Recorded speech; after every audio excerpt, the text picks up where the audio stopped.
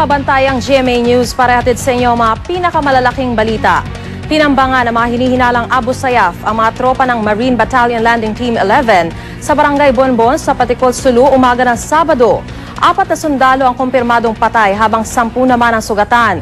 Ang mga sinawing palad na sundalo ay dinala sa 3rd Marine Brigade sa Camp Bautista sa Hulo, Sulu. Inilipad naman ang mga sugatan sa Camp Navarro General Hospital sa Western Mindanao Command. Patuloy ang pursuit operation sa kabundukan ng Patikol laban sa mga bandido. Nagpaabot naman na pakikiramay ang commander ng Joint Task Force Comet na si Major General Juancho Saban sa pamilya ng mga nasawing sundalo. Samantala, dumagsa mga taong nakipaglibing kay Lieutenant Colonel Angelo Benitez sa Garden of Ascension sa Pavia, Iloilo. Bago inilibing, nagkaroon muna ng necrological service bilang pag-alala sa mga nagawa ni Colonel Benitez. Sinundan ito ng pagbibigay ng full military honor sa 21-gun salute. Mayroon ding helicopter na nagbuhos ng confetti. Si Colonel Benitez ang pinakamataas na opisyal na militar na napatay sa pananambang ng MILF sa Kulambugan, Lanao del Norte noong 18 ng Agosto.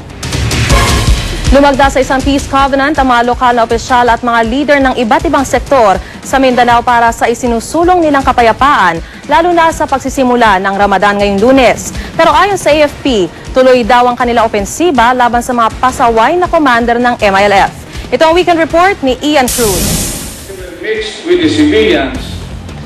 Nagsama-sama para sa Peace Summit ang mga lokal na opisyal, civil society, Muslim at Christian leaders mula sa Lanao del Norte, Lanao del Sur at mga syudad ng Iligan at Marawi. Agenda ng mga dumalong leader kung paano masusolusyonan ang karahasan sa Mindanao at tuluyan ng mga kamit ang inaasam na kapayapaan. There must be disarmament, there must be demobilization of the MILF.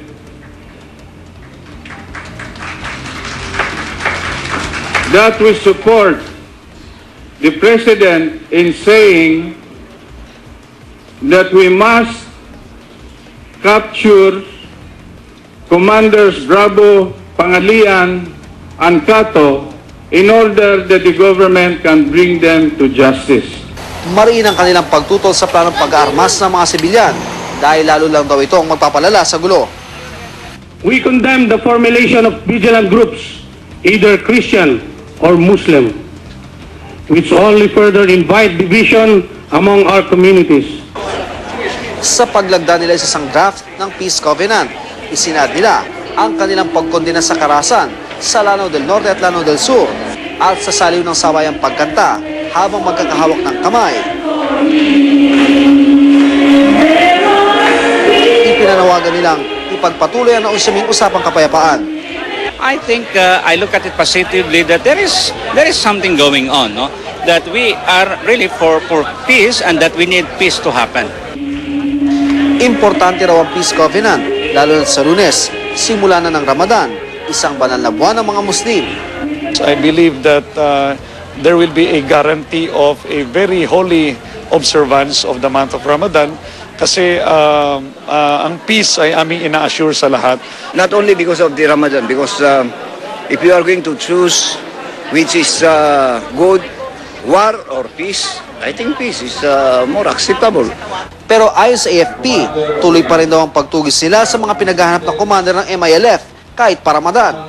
Ayon kay AFP Chief of Staff Alexander Yano, hindi naman daw lahat ng mga Muslim ang kalaban nila, kundi ang mga lumabag sa batas. We will continue with these punitive actions, law enforcement operations, even during Ramadan.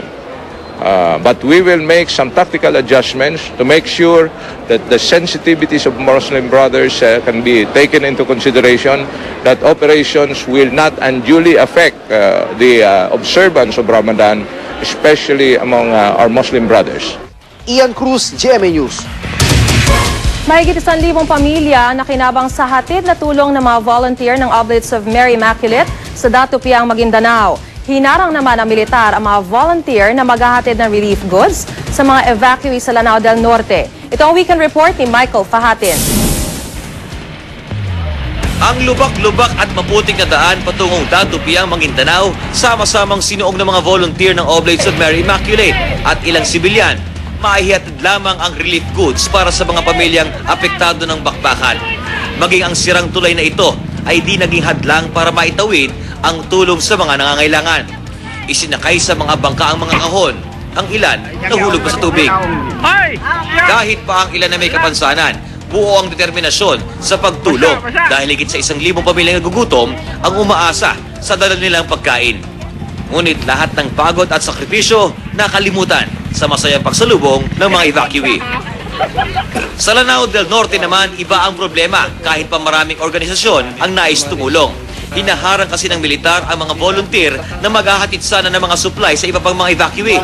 Paniwala tuloy ng ilan, nagsasagawa ng food blockade ang AFP laban sa MILF.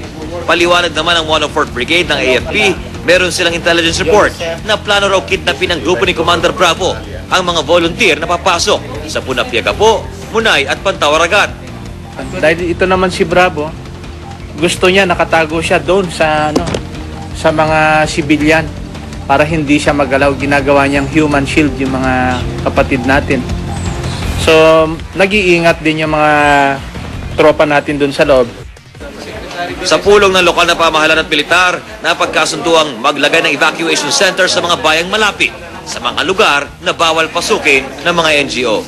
Michael Fahatin, GMA News. Nagpunta si Pangulong Arroyo sa Villamor Air Base itong Sabado para maghatid ng tulong sa mga kaanak ng mga biktima ng nawawalang C-130 ng Philippine Air Force. Ang mga kaanak patuloy na umaasang buhay pa ang kanilang mahamahal sa buhay. Ito ang weekend report ni Julius Segovia. Bumisita si Pangulong Arroyo sa Villamor Air Base alas 6 ng gabi nitong Sabado. Kasama niya sina AFP Chief of Staff General Alexander Yano at Lieutenant General Pedrito Kadumog, ang Commanding General ng Air Force. Binisita nila ang mga kabaong na naglalaman ng mga kagamitan ng 9 na pilotong sakay nang bumagsak na C-130 sa Davao Gulf nitong Martes. Nag-alay ng panalangin ng Pangulo. Pagkatapos nito, inisa-isa na niya ang bawat kabaong at kinausap ang mga kaanak ng mga nasawi para personal na makiramay. Nakausap naman daw ni Major Gerardo Zamudio Jr., Public Informational Officer ng Air Force, ang mga pamilya ng mga biktima. At tila panatag na daw ang loob ng mga ito.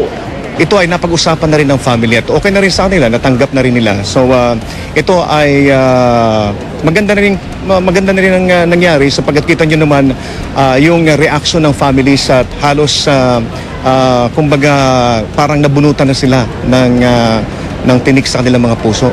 Nang salubungin ng mga pamilya ang siyam na taul, bumuhos ang kanilang mga luha. Si Nanay Amelia, hindi pa rin maalis sa isip ang posibilidad na buhay pa ang anak. 15 taon na raw kasing nasa serbisyo si Major Manuel Zambrano. Ang bait ng anak ko, very truthful.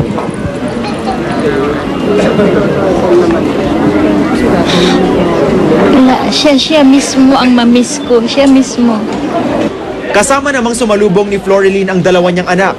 Dahil wala pang nare-recover na bangkay, hindi pa rin nawawalan ng pag-asa ang asawa ni Staff Sergeant Petronilio Fernandez. Hindi ko pa kasi tanggap eh.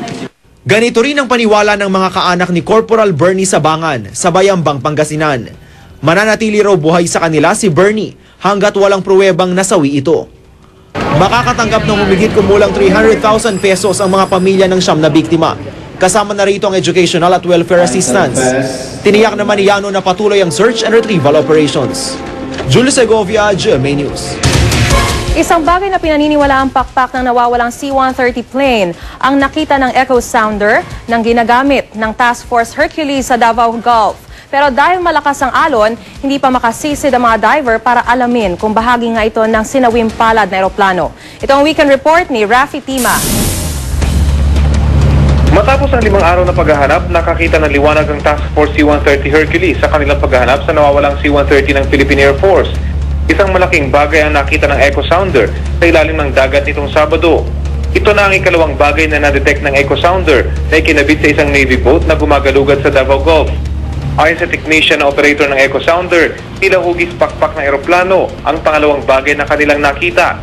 Pero dahil hindi malinaw ang imaheng lumalabas sa echo sounder, isang visual confirmation lang umano ang makasisiguro kung ito nga ang nawawalang mga bahagi ng C-130 cargo plane. Nasa 180 hanggang 240 talampakan ang lalim ng mga imaheng nakita ng echo sounder, bagay na kaya umanong sisirin ng mga Navy SEAL diver. alam natin na merong undercurrent dito, pati yung mga tidal current. Ipag-aaral na natin yung kung ano yung slack time. Ito yung ideal na magda-dive yung mga divers. Dahil malakas ang underwater current sa Davao Gulf, gagamitin muna nila ang bakal na ito para kawilin ang nakitang bagay sa ilalim ng dagat. Kapag sumabit ang kawil sa hininalang parte ng C-130, tsaka lang ito sisisirin ng mga Navy SEAL diver. Pag yung nandoon na yung yung wreckage na detect nila, magsisweep sila niyan, pero nakalawit yung grapnel sa ilalim undersea. Umaasa ang Task Force C-130 Hercules na oras na makita ang malaking bahagi ng eroplano, magiging malapit na sila sa kasagutan kung ano ang dahilan ng pagbagsak ng cargo plane. Mula sa Davao City, Rafi Tima, GMA News. Punong-puno ng mga tagahanga ang reunion concert ng banda Eraserheads itong gabi ng Sabado. Pero sa kalagitnaan ng concert, inatake sa puso ang lead vocalist na si Ellie Buendia. Live mula sa Makati City, ito ang weekend report ni Rauna Crisostomo. Rauna? Maris, walang nagakalang maagang matatapos ang pinakaabangang reunion concert ng Eraserheads ngayong gabi. Inatake kasi sa puso ang vocalist ng banda na si Ellie Buendia.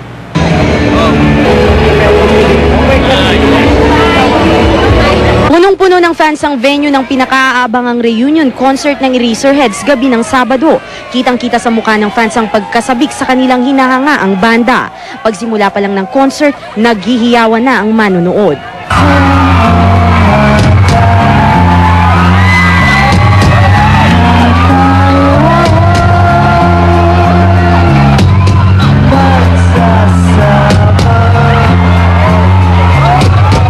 Mahigit na 6 na taong naghintay ang mga fans para mapanood muli ang bandang nagpasikat ng mga kantang naging parte na raw ng kanilang buhay. Dekada 90 nang sumikat ng husto at naging household name ang pangalang Ellie Buendia dahil sa kanyang pagiging vocalist ng bandang Eraserheads. Ilan sa mga di malilimutang awitin ng banda ang Huling El Bimbo, Toyang at Pare Ko. Na dapat to ginawa! It feels like 1990 all over again! Hindi ka Pilipino pag wala ka rito! Pero pagkatapos ng unang set ng banda, ito na ang naging eksena. Ayon sa MTV Philippines organizer ng concert, Ellie kaya hindi na natapos ang kalahati ng concert. Physical at emotional stress daw ang dahilan maliban sa pagod, posibleng nakadagdag pa sa dinadala ni Ellie ang pagkamatay ng kanyang ina nitong Agosto 28. 15 kanta pa sana ang itatanghal ng banda, pero isinugod daw sa Makati Medical Center si Ellie. Inatake talaga siya, no? I think that's stress, no? Alam naman natin 2 days ago namatay yung nanay niya, no? And hanggang 3:30 in the morning kanina, nagre-rehearsal sila, nagsa-soundcheck sila. So napagod siguro. Ang kanyang mga kabanda nagulat din sa nangyari. After the set, I went to his tent and he was there. He was resting. He was on his back. Meron siyang may oxygen assistant siya. A couple of paramedics were getting his blood pressure. That's what I heard. And then the next time I came back, they were putting him in an ambulance for hospital. May sinabi? Pahinga ako, dude. Kasing bitin ako ng lahat ng tao. Maraming salamat sa mga pumunta. Maraming sa pag-unawa. We did not want this to happen, to end it like this, but kahit na dismaya ang mga fans sa maagang pagtatapos ng concert, lahat sila nauunawaan ang nangyari kay Ellie. Okay naman yung concert kahit na-cut short siya. Obviously man, they did their best. Of course, it was really good. Medyo I just hope that he gets well soon because I'm pretty sure he's going through a lot. Alas 10:30 ng gabi nang isugod si Ellie sa Makati Medical Center. Napasugod doon ng kanyang mga kaanak at malalapit na kaibigan. Enero noong 1 taon nang sumailalim si Ellie sa ikalawang angioplasty, isang heart procedure para paluwagin ang 2 baradong arteries nito. Mariing itinanggi noon ng pamilya ni Ellie na may bisyo ito kaya't inatake sa puso. Ayon sa organizers, stable na raw ang kalagayan ni Ellie ngayon pero nananawagan pa rin sila sa fans na patuloy na manalangin para sa tuluyang pagaling ni Ellie. Maris? Maraming salamat, Rauna Crisostomo, nag-uulat live mula sa Makati City. Nasa kustudiya na ng mga otoridad ang hinihinalang teroristang si Ruben Omar Lavilla Jr. Ayon kay Immigration Commissioner Marcelo Libanan, itong umaga ng Sabado lamang dumating sa bansa si Lavilla matapos ipa-deport ng Bahrain kung saan ito nagtatrabaho. Inaresto si Lavilla noong July 24 nang madiskubring nasa sanctions list siya ng United Nations Security Council 1267 Committee. Isinailalim si Lavilla sa background check nang mangungutang daw sana ito. Naharap si Lavilla sa kasong rebellion sa Makati at mga kasong pagpatay sa Cotabato City. Sangkot umano si Lavilla sa Super Ferry bombing noong 2004 at sa Valentine's Day bombing sa Makati noong 2005. Mataas daw ang ranggo ni Lavilla sa Raha Sulaiman Movement na konektado naman umano sa terrorist group na Jemaah Islamiyah at Abu Sayyaf. Isang kotse nahulog sa creek sa barangay Santa Maria sa Santolan, Pasig hapon itong Sabado. Swerte naman hindi nasaktan ang dalawang sakay ng kotse. Ayon sa driver na si Simoneta Eselier, matigas ang manibela ng kotse kaya di niya napigilan ang pagdiretso nito sa kanal. Inabot naman na 1 oras bago naiahon ng rescue team ang nadisgrasyang sasakyan. Patuloy ang investigasyon ng mga otoridad sa naturang insidente. Niyanig po ng 2 lindol ang ilang lugar sa Kabikulan itong gabi ng Sabado. Ang isang lindol na itala ang sentro sa Virac, Catanduanes. Pumalo ito sa 4.8 magnitude. Ang isa pang lindol na itala naman sa 5.1 magnitude at naitala silangan ng Sorsogon. Sa pagyanig ng 2 lindol, naramdaman ang intensity 5 sa Legazpi City. Intensity 4 naman sa San Andres, Catanduanes at Cabidan, Sorsogon. Intensity 3 sa Katarman, Northern Samar at Irosin, Sorsogon. At Intensity 2 sa Katbalogan, Northern Samar. Wala naman ay talang nasaktan sa insidente. Wala ring inaasahang aftershocks. Isang maliit na eroplano ang bumagsak sa isang residential area sa Los Angeles sa Amerika. At isang 11-month-old na baby ang sentro ngayon ng atensyon sa Colombia dahil ang timbang niya pang 8 taong gulang na. Yan at iba pang balita sa iba't ibang bansa ang aming binantayan. Isang Iranian bulk carrier ang hinijack ng mga pirata sa Gulf of Aden. Ayon sa DFA, 29 crew ng MV Iran Dayanat, kabilang ang 2 Pinoy. Maayos naman daw ang lagay ng mga crew. Nakikipag-ugnayan na ang DFA sa may-ari ng barko at International Maritime Authorities para sa pagpapalaya ng mga bihag. Isang maliit na eroplano naman ang bumagsak sa residential area sa Los Angeles. 3 taong sugatan sa insidente. Sumabit muna sa kable ng kuryente ang eroplano bago ito tuluyang bumagsak sa isang nakaparadang sasakyan sa kalsada. Di pa malinaw kung ano ang sanhi ng pagbagsak na naturang eroplano. Isang baby naman ang agaw pansin ngayon sa Barranquilla City sa Colombia. Sa edad kasing 11 buwan, tumitimbang na si Baby Dainer ng 28 kilo. Katumbas na ito ng timbang ng 8 taong gulang na bata. Isa sa ilalim sa pagsusuri si Baby Dainer. Kung ang mga sundalo ang pansabak ng hukbong sandatahan ng Pilipinas sa mga gyera, ang mga reservist o yung tinatawag nilang community soldiers naman ang pampronta nila tuwing may kalamidad at sakuna. At itong Sabado, nagpakitang gilas ang grupo sakaling magkaroon ng anumang banta. Narito ang report.